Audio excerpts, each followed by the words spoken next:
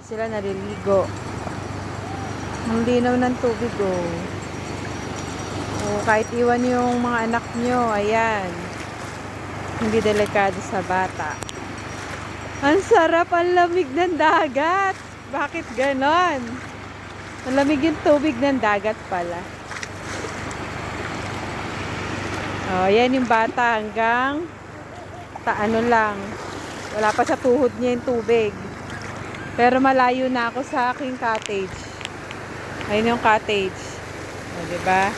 Yun yung bata. Kaya hindi delikado. Ganda! Kaya sumama kayo mga kapitbahay ko. Ganda dito. Alon, no?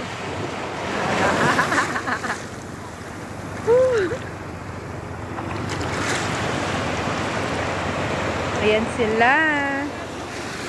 Napakababaw kahit malayo ka na.